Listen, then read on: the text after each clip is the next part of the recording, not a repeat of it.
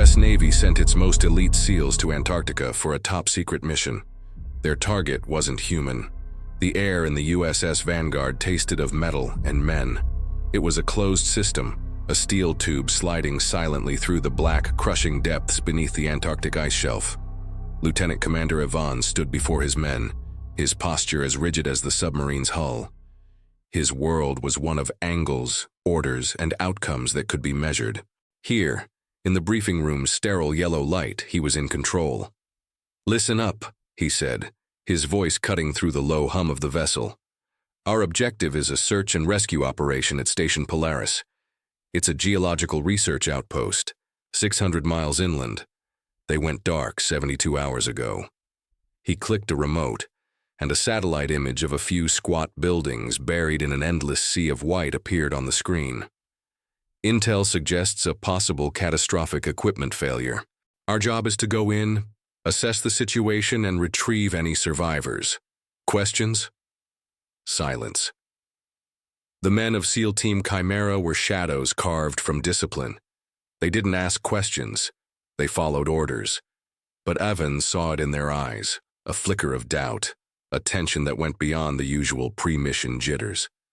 He saw it especially in Petty Officer Cole, a man they called Rook for his relative youth, and the way he absorbed every detail of his surroundings. Rook's gaze wasn't on the screen. It was on the mission file in Yvonne's hand, stamped with a single, ominous word in red: Chimera. A chimera, a monster of myth, composed of mismatched parts. The codename felt wrong for a simple rescue op. It felt like a warning. "The environment is our primary threat," Evans continued, ignoring the unspoken tension. "Temperatures are at -60 with wind chill. Visibility can drop to 0 in minutes. We stick to the training. We trust the gear. We get this done." His words were clean, precise. They were a wall he built against the unknown. He'd led missions in jungles, deserts, and war-torn cities.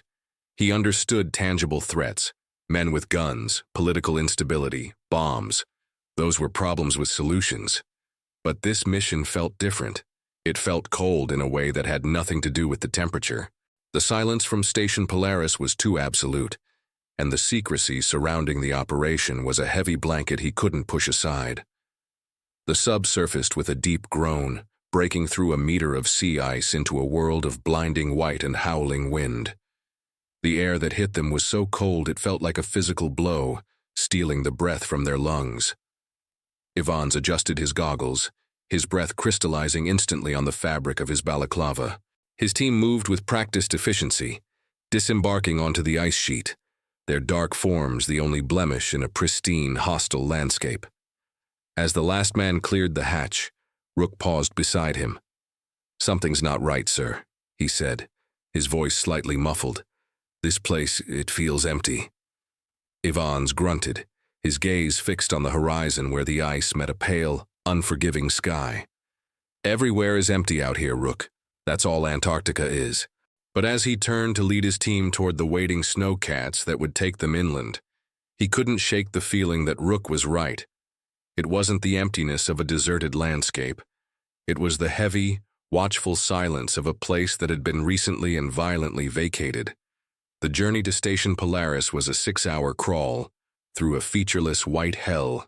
The world outside the snowcats' reinforced windows was a blur of wind and snow, a monotonous landscape that played tricks on the eyes. Evans drove, his knuckles white on the controls, his mind methodically going over contingency plans. He was a man who believed in preparation, in mitigating variables. But the primary variable, what had happened at the station, remained a terrifying blank. They saw it first as a smudge on the horizon, a collection of dark shapes fighting to stay above the encroaching snow. As they drew closer, the scene resolved into one of quiet devastation. The main communications array was bent and twisted, as if a giant hand had snapped it in two. Snow was piled high against the buildings, burying one of the smaller modules completely. There were no lights, no movement. The only sound was the incessant, mournful scream of the wind. "We're here," Evans announced over the comms, his voice flat. "Weapons hot, stack up on the main entrance. Martinez, stay with the vehicles and keep the engines running, no matter what." The team dismounted, the cold instantly biting at any exposed skin. They moved like wraiths, their black gear stark against the snow. The main door to the habitat module was slightly ajar, rattling on its hinges. Evans gave the signal. Two men breached, sweeping inside with rifles raised, their helmet lights cutting through the gloom. "Clear," came the call. Evans followed them in, his own light panning across the room. The station wasn't just empty, it was ransacked. Tables were overturned, papers were strewn everywhere, and equipment was smashed. But the most unsettling detail was the color. Dark, rust-colored stains were spattered across the floor and walls. Frozen blood. "No bodies?" Rook whispered, his light tracing a set of deep gouges in a steel wall. He ran a gloved finger over them. "Sir, look at this. 3 parallel claws. Too deep for a polar bear, and the spread is too wide." Evans examined them, his mind refusing to make the leap. "Could be machinery, a snowplow blade." "In here?" Rook countered, his voice tight with disbelief.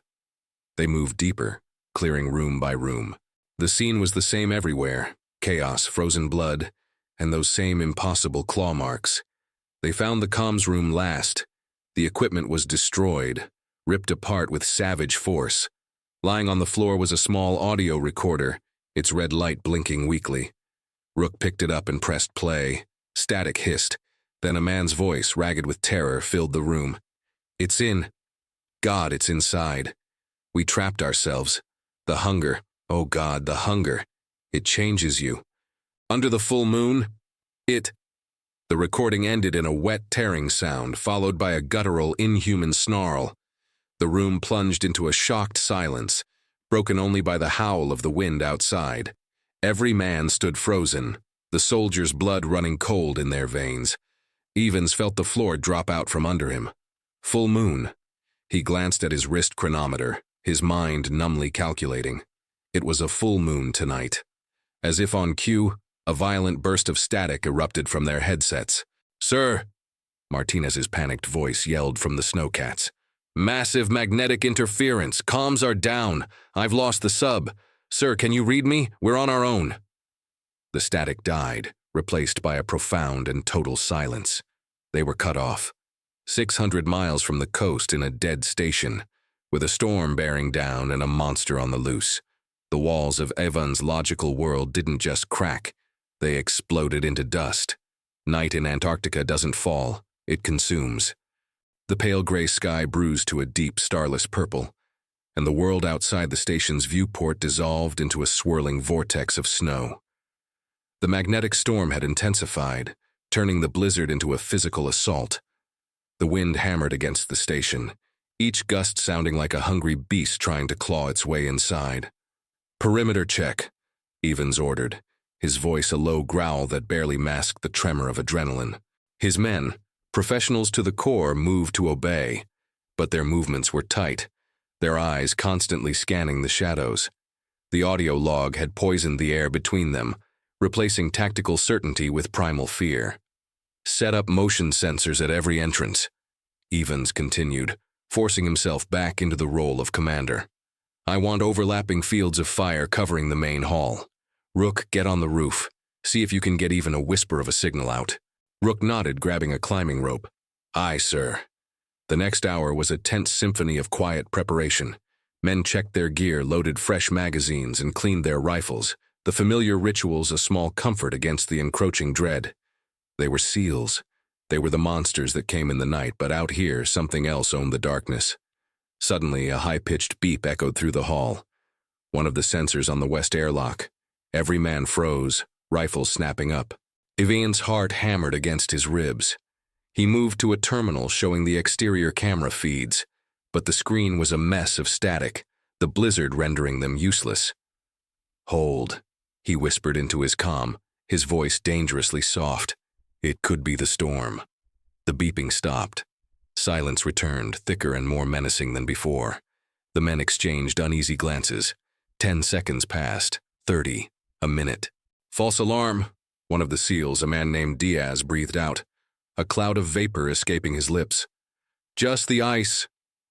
He was cut off by an explosion of sound and motion. An entire section of the station's outer wall imploded inward in a shower of metal and ice. A shape, monstrous and white and impossibly fast, was silhouetted against the swirling snow for a fraction of a second. It was bigger than a man, moving on all fours with a fluid, predatory grace. Before anyone could acquire a target, it was inside. It wasn't a firefight. It was a maelstrom. The creature moved like lightning, a blur of white fur and flashing claws. It slammed into Diaz, sending him flying across the room with a sickening crunch.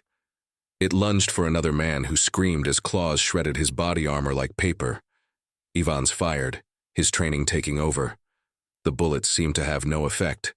The beast barely flinched. It spun around, its eyes glowing with a faint malevolent phosphorescence in the gloom, and then it was gone, vanishing back through the hole it had created. The entire attack had lasted less than 10 seconds. The silence it left behind was terrifying. Diaz was dead, his neck broken. The other man, Vega, was alive, but bleeding heavily from deep gashes in his chest. Rook scrambled down from the roof access hatch, his face pale. "I saw it," he stammered. "Sir, it wasn't an animal." Evans stared at the gaping hole in the wall, the wind howling through it like a victory cry. His logic, his training, his entire understanding of the world lay in ruins at his feet. They were trapped in a box with a creature that could tear through steel, a monster from a dead man's nightmare. Waiting for the storm to pass, waiting for a rescue that would never come, was a death sentence. He turned to his remaining men, their faces a mixture of shock and terror. In that moment, a new, cold certainty crystallized in his gut. "It will be back," he said, his voice hard as ice. "But we won't be here waiting for it. Gear up. We are the hunters now." Stepping out of the shattered station was like stepping onto another planet. The world was a maelstrom of white noise and blinding snow. The wind ripped at them with physical force, trying to tear the rifles from their hands and the heat from their bodies. Under the ghostly light of the full moon, diffused by the thick cloud cover, the landscape was a treacherous maze of shifting snowdrifts and unseen crevasses. This was the creature's territory. They were trespassers. "Follow its tracks," Evans yelled over the wind, pointing to the massive paw prints leading away from the station. "It's wounded. Vega's shot must have hit it." They moved in a tight formation, a small island of grim determination in an ocean of chaos. But the hunt was a nightmare. The creature's tracks would lead them confidently across a wide snowfield, only to vanish completely on a patch of wind-scoured blue ice. They were being played with. Their thermal scopes, so effective in any other environment, were useless here. The extreme cold masked any heat signature, turning their multi-million-dollar technology into dead weight. The beast was a ghost, its white fur the perfect camouflage against the snow. Hours bled into one another. The cold was a living thing, seeping through their advanced gear, numbing their fingers and dulling their minds. The constant shriek of the wind was a form of psychological warfare, fraying their nerves, making them see movement where there was none. Twice they opened fire on shadows, their bullets swallowed by the storm. "This is pointless, sir," Rook shouted, pulling close to Evans. "We're chasing a phantom. It's leading us in circles, wearing us down." "It's the only lead we have, Rook," Evans shot back, his frustration boiling over. "What's your brilliant alternative? Huddle in the dark and wait for it to pick us off?" "We need to change tactics," Rook insisted, his voice earnest. "The stories, the folklore, they all say the same thing about these things. Silver." Evans stopped, turning to face him. He couldn't believe what he was hearing. "Folklore? Are you serious? We are United States Navy SEALs on a mission, not peasants with pitchforks. We will win this with training and firepower, not fairy tales." "Our training is useless here," Rook yelled, gesturing wildly at the blizzard. "Our firepower isn't stopping it. That thing back at the station took a dozen rounds and barely slowed down. The scientists' log, the claw marks, the full moon. How much more proof do you need that this is something outside of our rulebook?" The accusation hung in the air between them, colder than the wind. Evans saw the desperate conviction in Rook's eyes, and saw it reflected in the faces of his other men. His certainty, the rock upon which his command was built, was eroding. He was losing control, not just of the mission but of his team. Before he could answer, a piercing howl cut through the storm. It was close. Too close. It didn't come from in front of them where the tracks led, but from a ridge to their left. They had been herded. "Ambush!" a seal screamed. The world erupted. Not in gunfire, but in a deep, rumbling groan. The snowfield beneath their feet shifted. The creature's howl had been the trigger. An avalanche. A wall of white death thundering down the mountainside, directly towards them. They were caught in the open, with nowhere to run. The avalanche was a deafening white apocalypse. Evans reacted on pure instinct, screaming "down" as he dove behind a jagged outcrop of black rock. The world was torn apart by a tidal wave of snow and ice, a force of nature that tossed men and equipment like children's toys. The roar was absolute, a sound that vibrated deep in his bones. Then, as quickly as it began, it was over. Silence descended, broken only by the whimpering wind and the frantic beating of his own heart. Evans pushed himself up, spitting out snow. He was alive. Rook was nearby, half buried but conscious. Two others, Harris and Jones, were also getting to their feet. But the fifth man, Chen, was gone, swept away. The loss was a physical blow, stealing the air from Evans's lungs. He had led them directly into a trap. Rook was right. He had been arrogant, and now Chen had paid the price. "It knew," Rook said, his voice hollow as he stared at the path of the avalanche.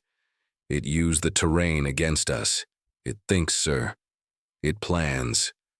Shivering, not just from the cold, they regrouped.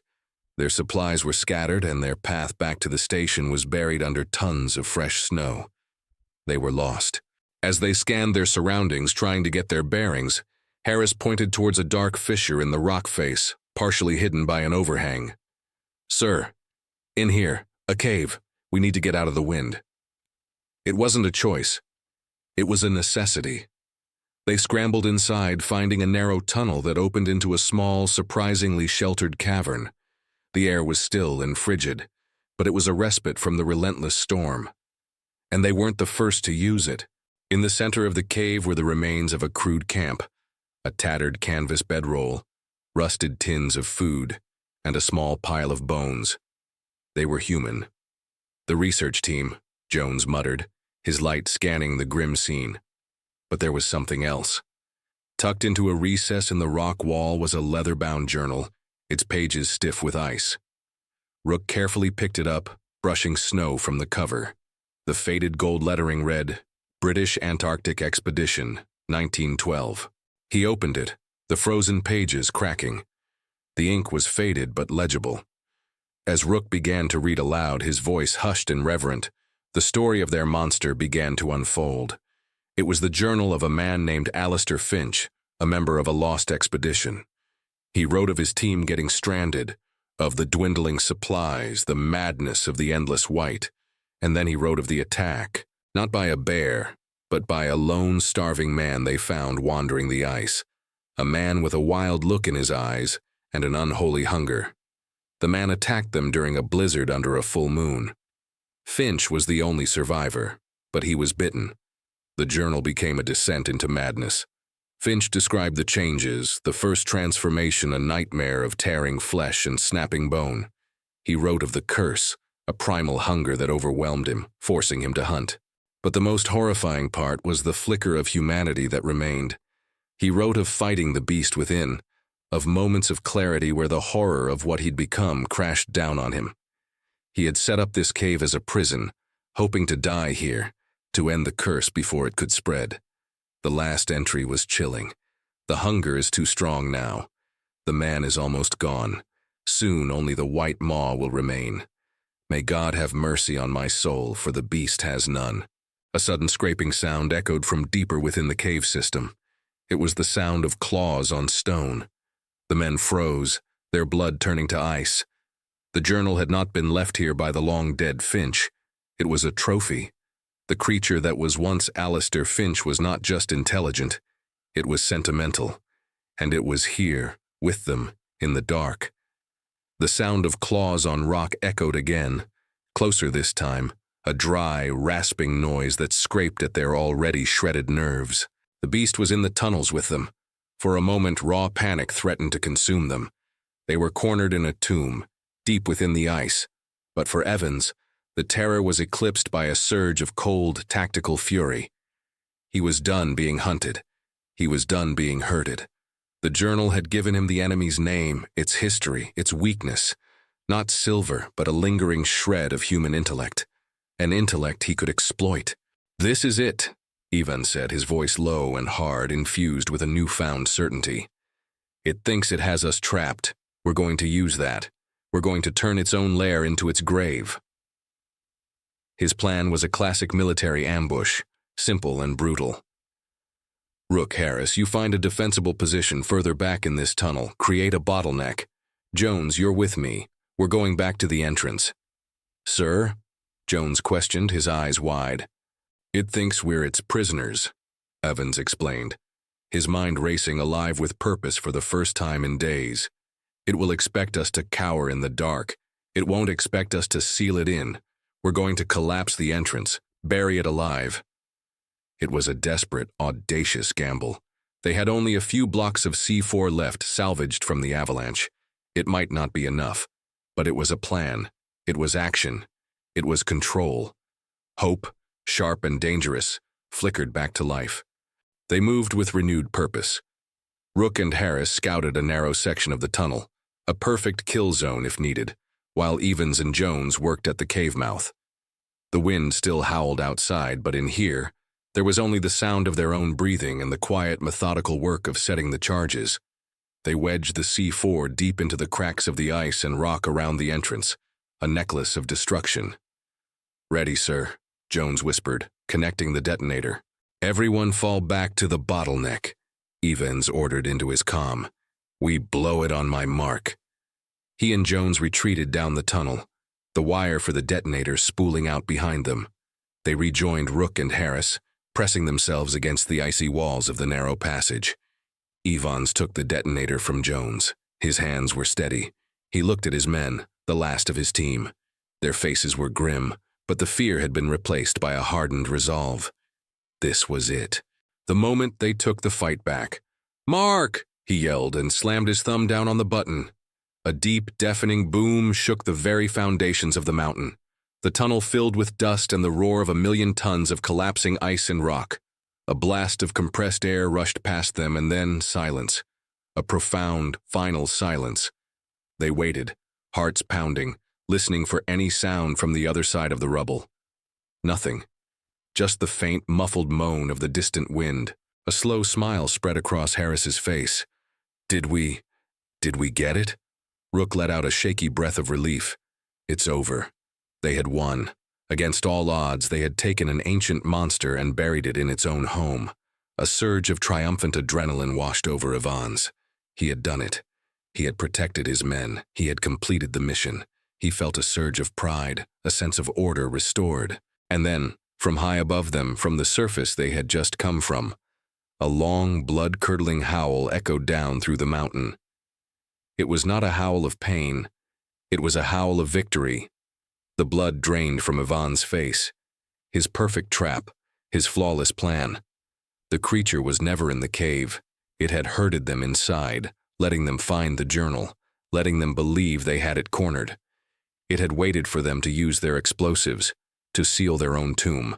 The howl came again, closer this time, from the direction of the now impassable entrance. They weren't its jailers.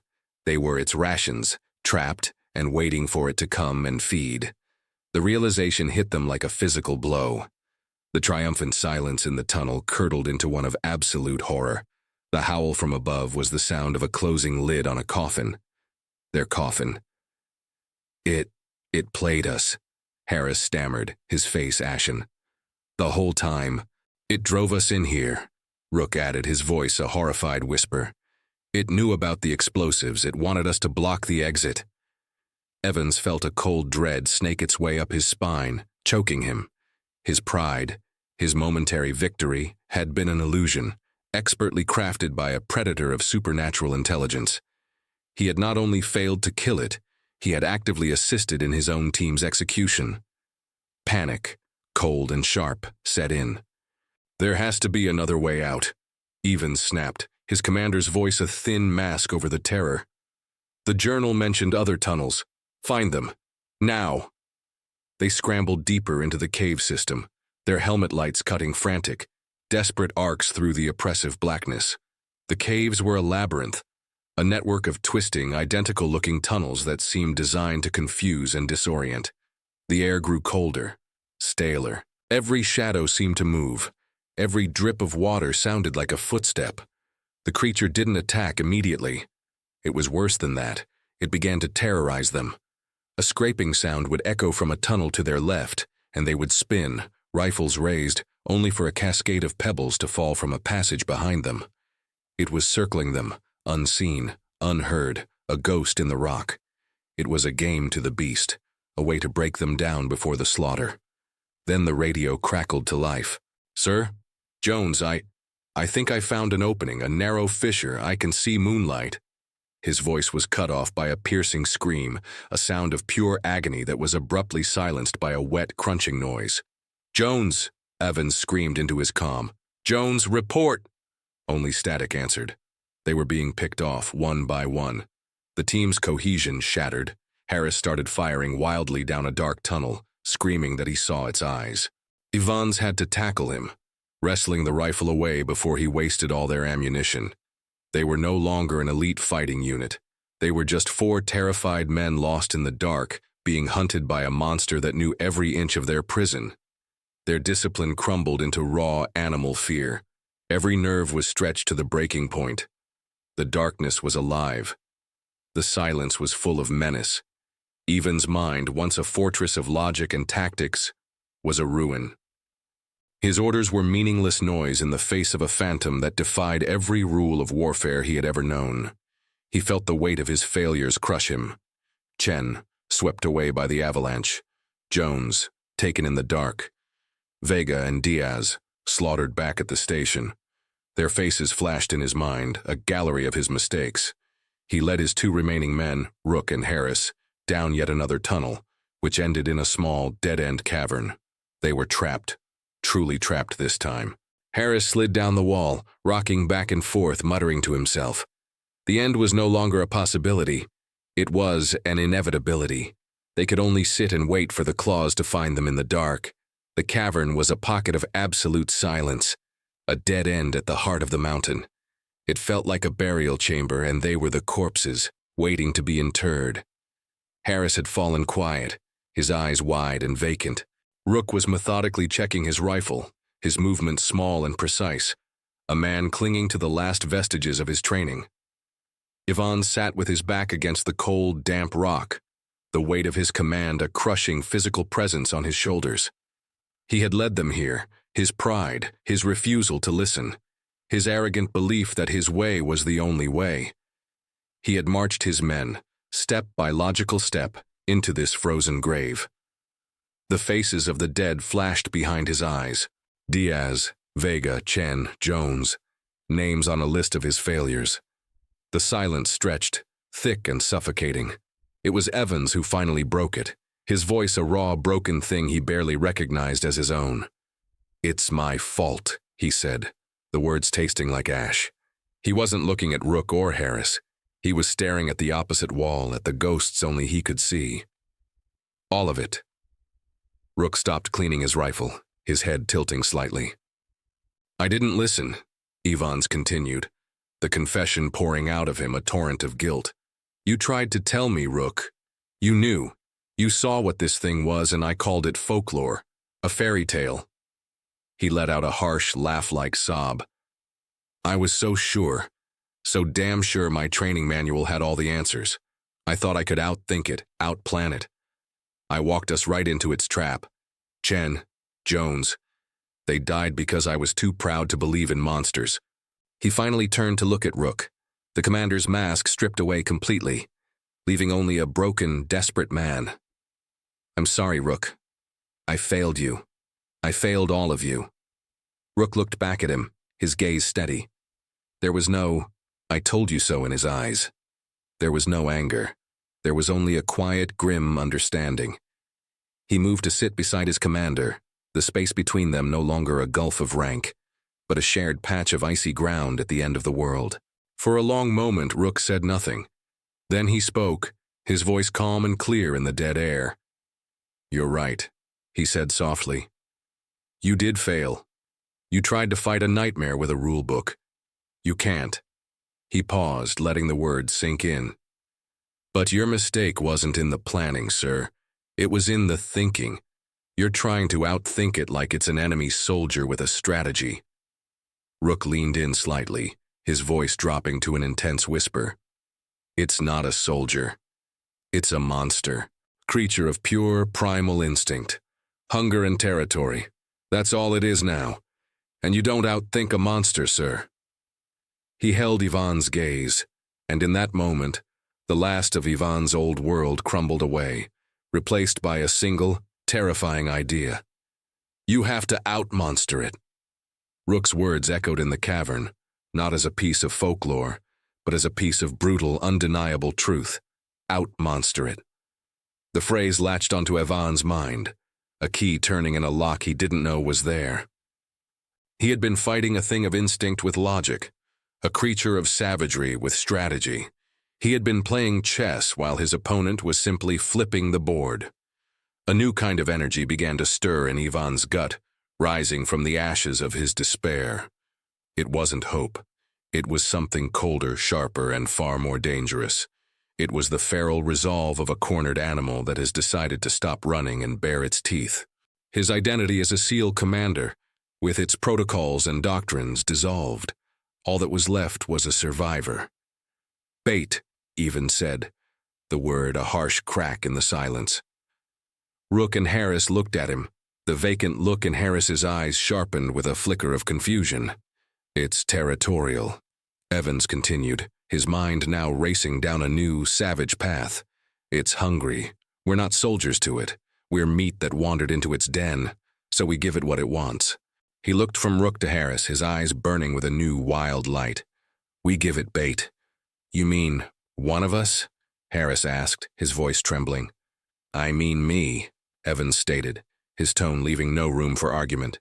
"It knows I'm the leader. It's been picking off the edges of the pack. It wants the alpha. I'm going to give it a target it can't resist. I'm going to make myself the easiest meal it's ever had."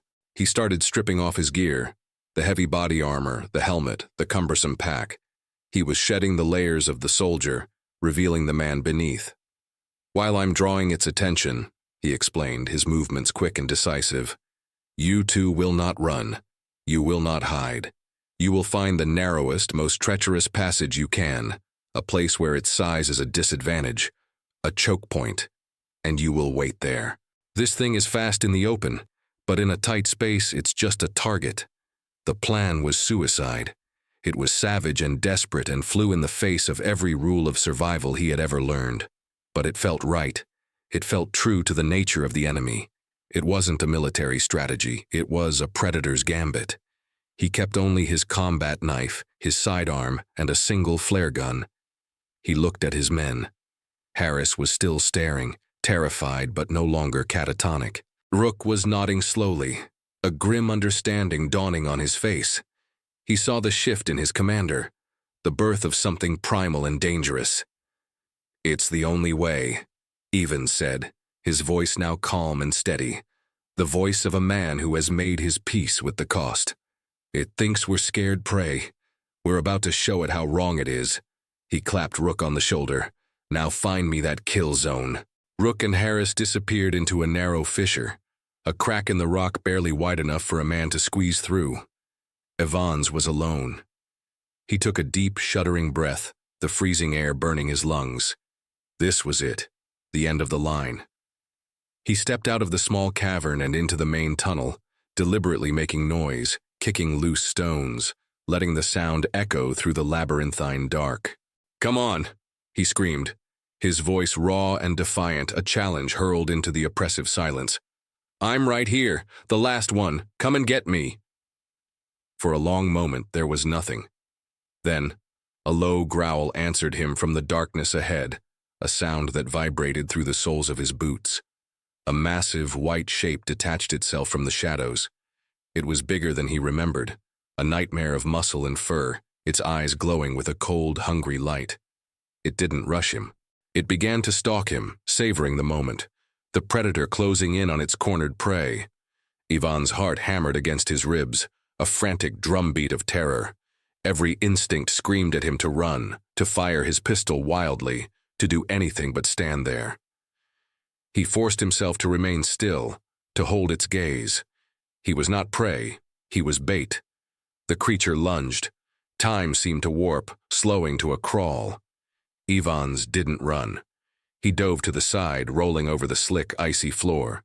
The beast's claws tore through the air where he had been standing, striking sparks against the rock wall. As he came up, he fired the flare gun. The brilliant red projectile exploded in the creature's face. It roared in pain and fury, momentarily blinded, its glowing eyes extinguished by the intense magnesium flare. That was his chance. Ivan sprinted, not away, but deeper into the tunnels, towards the choke point he had sent Rook and Harris to.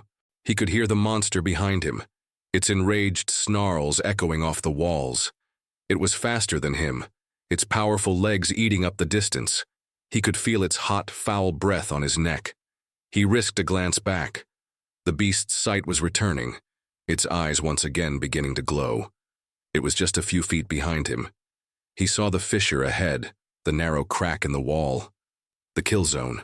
He poured on a last burst of speed, his lungs screaming for air, and threw himself headfirst through the opening, scraping his shoulders on the rough rock. He tumbled out into the tight passage on the other side. The creature, in its blind fury, followed. It tried to slam through the opening, but its massive shoulders were too broad. It became wedged, its head and front claws thrashing wildly in the narrow space, unable to bring its full power to bear. It was trapped. "Now!" Evans screamed. From further down the passage, Rook and Harris opened fire. Their rifles roared in the confined space, the sound deafening. This time, at point-blank range, the bullets found their mark. The beast shrieked, a sound of agony and disbelief, as round after round tore into its head and chest. But it wasn't dying. It thrashed with impossible strength, its claws gouging deep furrows in the rock, slowly, horribly, pulling its body through the fissure. It was going to break free. In that split second, Evans knew what he had to do. The plan had failed. He had to be the trap. With a desperate roar, he lunged forward, not away from the beast, but at it. He plunged his combat knife deep into the creature's exposed neck, and with his other hand he grabbed a fistful of its matted fur. Using the last of his strength, he tackled the monster, pushing off the wall with his feet. The narrow passage opened onto a sheer black drop, an underground chasm they hadn't seen in the dark. For a horrifying moment, they hung on the precipice, man and monster locked in a final, deadly embrace. Then, with a scream of defiance from Evans and a howl of fury from the beast, they tumbled over the edge together, into the waiting, absolute darkness below. The rifles fell silent. The echoes of gunfire and screams faded, replaced by a silence so profound it was almost as loud. Rook and Harris scrambled to the edge of the chasm, their helmet lights cutting feeble beams into the infinite blackness. "Sir?" Rook called out, his voice cracking. "Evans!" There was no answer, only the faint, almost imperceptible sound of air moving in the deep. They shone their lights down, down, down, until the beams were swallowed by the dark. They could see nothing. They had survived. But their commander was gone. The weight of the moment settled on them. The adrenaline drained away, leaving behind a hollow exhaustion and a sharp, bitter grief. For how long they stood there, they didn't know. Time had lost its meaning in the dark. Finally, Rook backed away from the edge. "We have to go," he said, his voice thick with emotion. "We have to get back to the surface." The journey back through the tunnels was a grim, silent march. The labyrinth that had been their prison now felt like a tomb. They eventually found the fissure Jones had spoken of, a narrow chimney leading upward. After a grueling climb, they broke through the surface into a world transformed. The blizzard had passed. The wind was gone. The sky was a pale, pre-dawn gray, and the full moon was setting on the horizon. The Antarctic landscape was serene, beautiful, and utterly indifferent to the horrors that had transpired beneath it. They stumbled back towards the collapsed cave entrance, their bodies aching, their minds numb, and then they stopped. At the edge of the chasm, not far from where they had emerged, were tracks. A single set of tracks leading away from the drop. They were from a man's boots, and they were dragging one leg. Their hearts leaped. Ivan's, Rook breathed. They followed the tracks, a desperate hope propelling them forward. The trail led them a few hundred yards to a snowdrift, where a figure was huddled, unmoving. It was Evans. He was alive, but barely. His leg was mangled, clearly broken, and he was covered in his own blood and the black viscous blood of the beast. But he was breathing. They rushed to his side, their relief so overwhelming it felt like a physical pain. He was unconscious, his body succumbing to shock and the immense cold. They worked frantically, wrapping him in their last thermal blanket, forcing energy gel into his mouth, doing everything they could to fight off the hypothermia that was trying to claim him. As the first rays of the sun crested the horizon, painting the ice in hues of pink and gold, Rook finally managed to get a signal on the emergency beacon. The mission was over. The monster was dead. Their commander was alive. They had survived the long, howling dark. But as Rook looked at the haunted, broken man at his feet, and then out at the vast, silent wilderness, he knew that the nightmare they had endured would never truly leave them. They would carry this frozen hell with them forever. The room was quiet, windowless, and painted a shade of government-issue beige that was designed to be forgotten. The air was climate-controlled, a stark contrast to the memory of air so cold it felt like swallowing glass. Weeks had passed. Lieutenant Commander Ivan sat at a polished table, his leg now healed but stiff, stretched out beneath it. The physical wounds were fading into scars. The other wounds, the ones behind his eyes, were still fresh.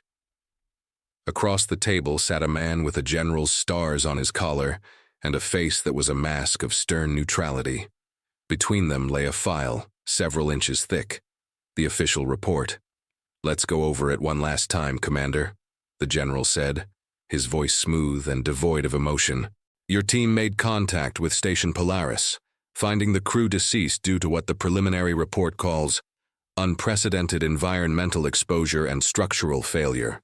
Your team was then attacked by a large, unidentified terrestrial predator, correct?" Ivan stared at the file. Unidentified terrestrial predator. The words were so clean, so sterile. They did nothing to describe the impossible speed, the malevolent intelligence in its eyes, the sound of its claws on steel. They were a lie designed to keep the world sane. The creature was hyper-aggressive and unusually resilient to conventional firearms, the general continued, not looking at Ivan's but at the report, as if reading from a script. "In the ensuing conflict, you tragically lost 4 members of your team before you were able to neutralize the threat. You and the 2 other survivors were then extracted." He paused, finally lifting his eyes to meet Evans. "Is that an accurate summary of events, Commander?" Evans thought of Rook and Harris, already debriefed and reassigned, sworn to an oath of silence so absolute it was its own kind of tomb. He thought of the faces of the men he'd lost, their final moments of terror forever seared into his memory. He thought of the journal of Alistair Finch, a document that now officially did not exist. His entire life had been built on a foundation of truth, logic, and order. Now he was being asked to consecrate a lie, to wall off a section of reality and pretend it never happened. But he understood the necessity of it. What would happen if this truth got out? Mass panic?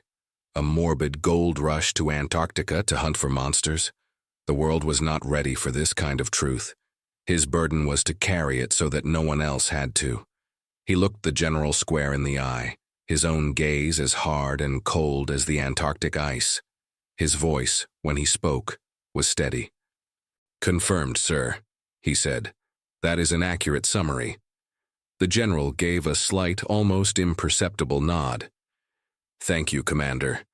That will be all." Ivan stood, his new stiffness a permanent reminder of his fall, and walked out of the room without another word. He was a commander again, a soldier, a piece in the vast machinery. But he was changed. The man of pure logic was gone, replaced by someone who had looked into the abyss and seen something look back. The final shot is a close-up, under the polished table he just left. His hand rests on his knee.